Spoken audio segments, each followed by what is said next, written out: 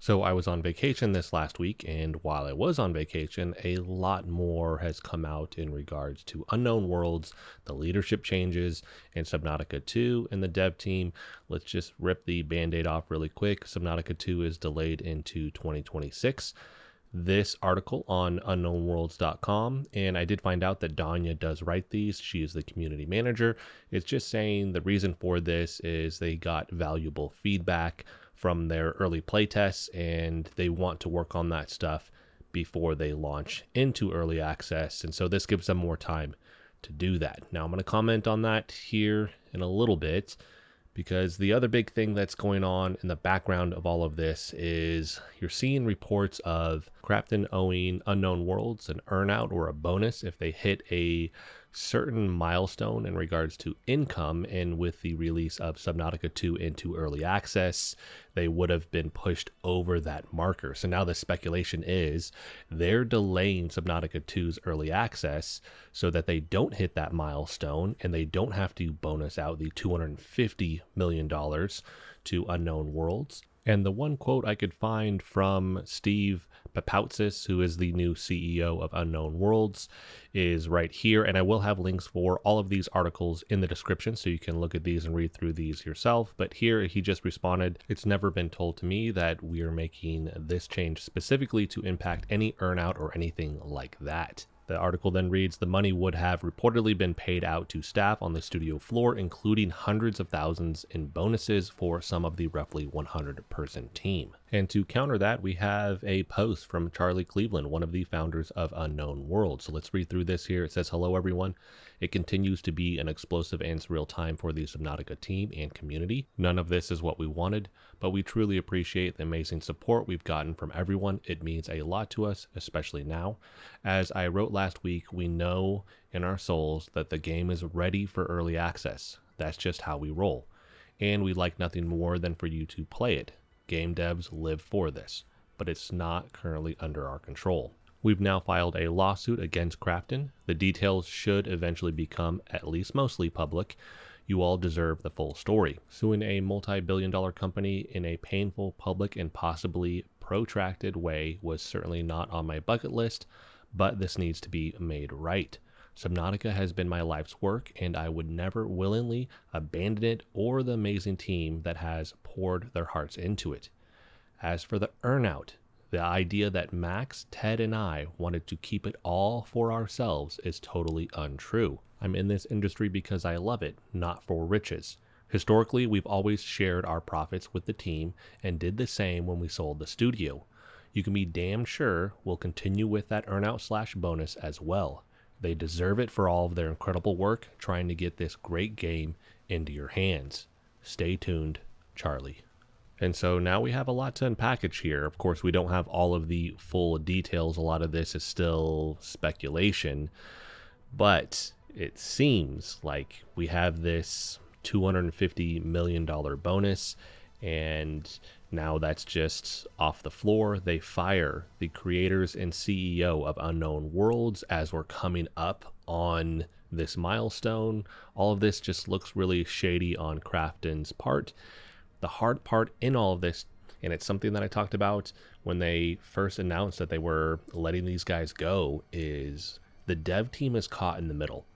And that sucks, because right now they're the ones that are going to feel the effects of all of this and the impact that may have on development, but in their personal lives as well. It's got to be extremely stressful, on top of the fact that this bonus would be going to them as well. I definitely believe Charlie, like, these guys wouldn't keep all this money for themselves.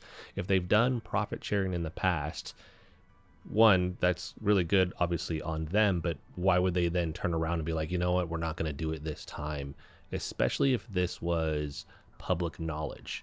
Like, the internet would bury these guys if they found out that they got bonused and then didn't reward or share that with the dev team that works so hard on these games. So now the devs know, like, oh man, I was going to get this awesome bonus, and that's just gone. That really sucks. So in the coming weeks, I'm curious to see what information we learn about this whole situation as it just slowly comes to light. And then once this actually makes it to court, what we learn about this deal, this bonus. Because right now I'm hearing $250 million. I don't 100% know that that was the exact figure. I haven't seen anything that they have concrete information saying that is 100% the amount. It could be. Right now, it just seems like somewhat speculation until I see concrete information on that. And I would want to see documents that are between Karfton and Unknown Worlds in regards to that. But here we have another article just shedding some more light on what's going on. Here it says Karfton, for its part, gave a statement to Bloomberg claiming that the decision to delay Subnautica 2, quote, was not influenced by any contractual or financial considerations, end quote. The publisher also maintained that talks about delaying Subnautica 2 took place prior to the founders of Unknown Worlds being removed from the studio. Per Bloomberg's report, however, delaying the game was not what the founders Charlie Cleveland, Max McGuire, and Ted Gill wanted. Cleveland also publicly stated that the game was ready for an early access launch. That's the tweet we just looked at. And while the public statement from Unknown Worlds claims that the delay was to improve areas of the game based on feedback from playtesters in an internal meeting, Steve Papoutsis, the former head of Striking Distance Studios, who Karfton placed as the new studio head of Unknown Worlds following Cleveland, McGuire, and Gill's firing, told the Unknown Worlds team that Karfton felt Subnautica 2 needed more content before it could launch into early access. Early access games are launched with the understanding that more content is going to be added and that elements of the game will be fixed and improved based on community feedback. We will likely never know the exact truth behind the decision to delay Subnautica 2, but it's difficult to believe that Karfton potentially having to give Unknown Worlds a $250 million bonus played no role in the publisher's decision to delay the game, especially if it would have ensured that Unknown Worlds hit the agreed revenue target it was meant to achieve between 2021 and 2025. Subnautica 2 could very well need more content, but so does practically every game when it launches into early access. Karfton saying that the game needed more content feels like a weak reason, to say the least, made even weaker by the direct claims from Unknown Worlds founders, who also made up the core of the development team for the first Subnautica, saying that Subnautica 2 was ready to take the next step and be built alongside the community through early access. So that article was written by David Carcassole, and I think he hits the nail on the head with what he's saying there. We all expect that when this game launches in early access, there's not going to be a ton of content. Just jump back to Subnautica Below Zero and the first Subnautica game. It just doesn't have a lot there initially. And I think that's part of the fun of early access, is being able to provide that feedback that slowly helps shape the game and where it's going. And so, again, we all expect that there's not a lot there. What I think is ironic is right after all this gets announced, right, they're delaying the game, all this new information is coming out, they release a gameplay reveal trailer. And I'm going to look at this here in a second. I'm not doing my deep dive. I'm going to do a separate video on that. But they showcase this reveal trailer. It seems like there's a lot here. One, this looks incredible. Like, the dev team is doing amazing. Like, so much new information about the game, the vehicles, the creatures is what we're seeing here. Like, this looks amazing. This looks so good.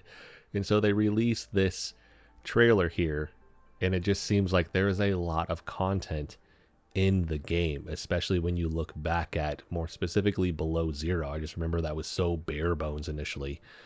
Compared to that, like, this has a lot of content in it that it just seems like this is ready for early access, like Charlie is saying. Like, there's no reason why we shouldn't have this by at least the end of this year.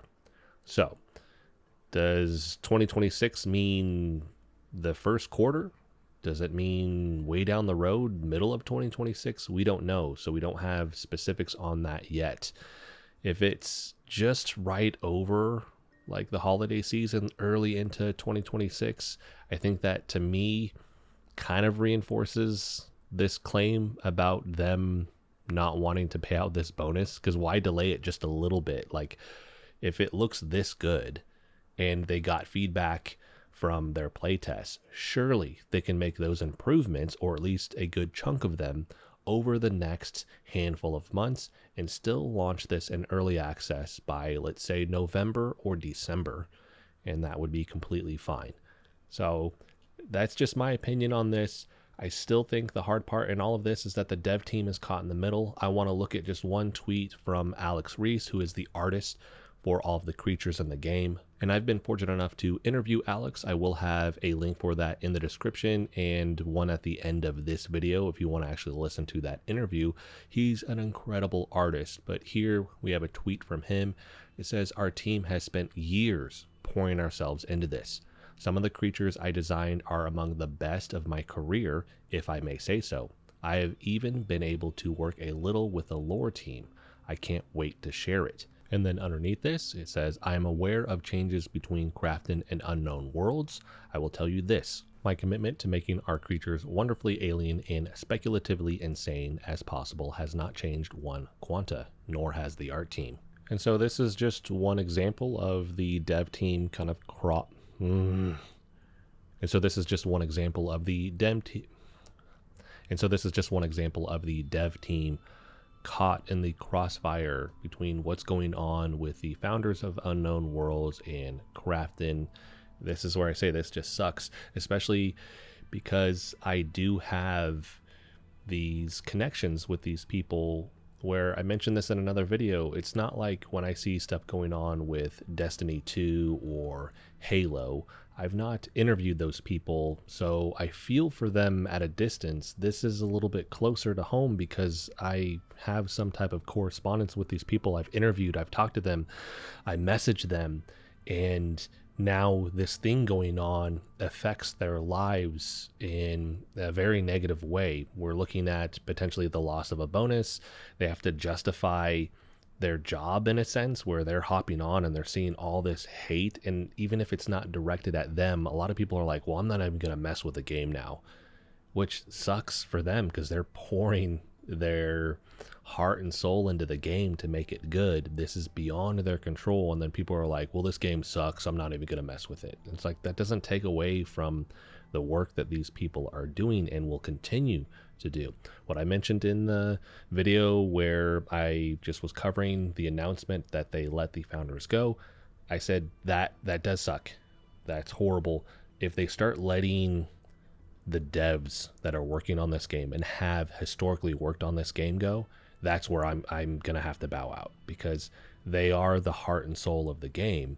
They've been working on it for so long and they worked so hard on it, to all of a sudden be like, well, you're out. You just took part of the heart and soul of the game and got rid of it. And so that's where I'm going to be very nervous for this game. Right now, like, I'm still nervous, but I'm reserving judgment because you have the core devs that have worked on and have been working on these games the whole time still here. So this all really sucks. It just, in terms of the game itself, I'm reserving judgment on anything in regards to that until I get to play it and see it for myself. And unless I start seeing, again, they're letting these devs go, I'm still extremely hopeful for this game. That reveal trailer was incredible. And again, we know that the original devs have worked on this the whole time. The team is still there.